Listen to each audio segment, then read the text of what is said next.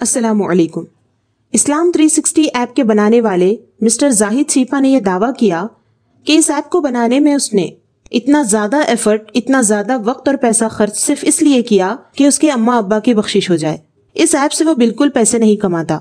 उसने कहा ऐप के जरिए कमाने के कई तरीके वो जानता है, लेकिन इस ऐप से बिल्कुल रुपया पैसा वो कमाना नहीं चाहता।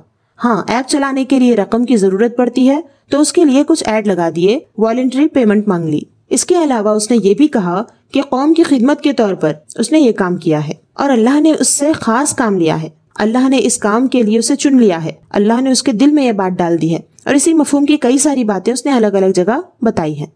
कुल मिलाकर वो लोगों को यही यकीन दिलाना चाहता है कि यूजर्स के लिए इस ऐप को फ्री इस्तेमाल के काबिल बनाना और इस पर कोई पेमेंट ना रखना, ये सिर्फ कुरान से मोहब्बत की वजह से है और अपने वालिदैन, बच्चों और टीम की बख्शिश के लिए है।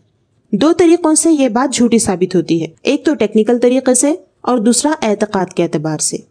आइए पहले टेक्निकल एतबार से इस झूठ को जानते हैं। मोबाइल में जितनी भी ऐप इस्तेमाल की जाती हैं वो या तो पेड ऐप होती हैं या फ्री ऐप। इनमें से तकरीबन 30% ऐप पेड ऐप होती हैं, यानी इन्हें खरीद कर इस्तेमाल करना पड़ता है, और बाकी तकरीबन 70% ऐप फ्री होती हैं। इन्हें फ्री डाउनलोड और फ्री इस्तेमाल किया जा सकता है। अब सोच कर देखिए कि ये सारी 70% ऐप बनाने वाले खिदमत के लिए तो नहीं बैठे, उनको तो पैसे कमाने हैं। फिर भी उन्होंने ऐप फ्री क्यों रखे? वो इसलिए कि इन फ्री ऐप वालों के पैसे कमाने का तरीका पेड ऐप वालों से कुछ अलग होता है। पेड ऐप वाले सीधे सीधे सामने से बोलकर पैसे लेते हैं और फ्री ऐप वाले दूसरी तीसरी तरफ से पैसे लेते हैं। ये फ्री ऐप जिन जिन तरीकों से पैसा कमाते हैं उन तरीकों को इस्लाम 360 वाले ने भी इस्तेमाल किया है। इनमें से एक तरीका है ऐड लगाना, यानी ऐप को इस्तेमाल करते वक्त बीच बीच में ऐड आते हैं, इससे ऐप वाले की कमाई होती है। दूसरा तरीका है एड्स हटाने के लिए सब्सक्रिप्शन मांगना, यानी अगर कोई चाहता है कि एड्स आने बंद हो जाएं तो उसे फीस अदा करनी पड़ेगी। तीसरा तरीका है क्राउड फंडिंग, यानी काम पसंद आए तो सपोर्ट के लिए या ऐप मेंटेनेंस के लिए पैसे मांगना। चौथा तरीका ऐप यूजर्स का डाटा बेचकर पैसे कमाना। शुरू के 3 तरीके इस ऐप में साफ नजर आते हैं। चौथा तरीका अगरचे जाहिर नहीं, लेकिन इसे भी इस्तेमाल करना आइन मुमकिन है, उसका तो किसी को पता भी नहीं चलता। मालूम हुआ कि इस्लाम 360 दूसरे फ्री ऐप वालों के तरीके से ही पैसा कमाता है। इसके बावजूद लोगों पर एहसान जताता है कि मैंने ऐप फ्री रखा है, मैं कंपलसरी पैसा नहीं लेता हूँ वगैरह। सीधी सी बात है, अगर वो पैसा कंपलसरी लेता तो वो पेड ऐप होती और कम लोग उसको इस्तेमाल करते। फ्री ऐप बनाकर ज्यादा पैसे कमाए जा रहे हैं तो लोगों पर एहसान जताकर धोखा क्यों दिया जा रहा है? जाहिद अली चीपा कई जगह इंटरव्यूज में ये कहता हुआ सुनाई देता है कि इस ऐप पर एक महीने में करोड़ों व्यूज आते हैं। अगर एक व्यू का 1 रुपया भी मैं चार्ज करता तो करोड़ों कमा सकता था। डाउनलोड पर चार्ज करता तो इतना कमा सकता था। सब्सक्रिप्शन लाजिम करता तो इतना कमा सकता था। ये सब बातें करने की क्या जरूरत है? भोले भाले लोगों को छोड़कर दुनिया जानती है कि अगर चार्ज लगाते तो ना लाखों डाउनलोड्स होते, ना करोड़ों व्यूज आते। वो तो फ्री रखने की वजह से ऐप की कमाई होती है। हकीकत ये है कि पेड ऐप बहुत कम कामयाब होते हैं, क्योंकि लोग डायरेक्ट पैसे देने के लिए बहुत सोचते हैं। इसलिए अक्सर लोग फ्री ऐप ही बनाते हैं और कामयाब होने के लिए ऐसे सब्जेक्ट पर ऐप बनाते हैं जिससे ज्यादा से ज्यादा लोगों की कोई जरूरत पूरी हो, कुछ अलग दिलचस्प कॉन्सेप्ट हो, बहरहाल लोगों को पसंद आए। अगर ऐसा होता है तो पेड ऐप के मुकाबले में फ्री ऐप की कमाई ज्यादा हो जाती है। आपको अब तक समझ आ चुका होगा कि सॉफ्टवेयर इंजीनियर जाहिद हुसैन चीपा को कुरान पढ़ने से ज्यादा पढ़ाने में दिलचस्पी क्यों है, दीन पर अमल करने से ज्यादा दीन सिखाने की फिक्र क्यों है।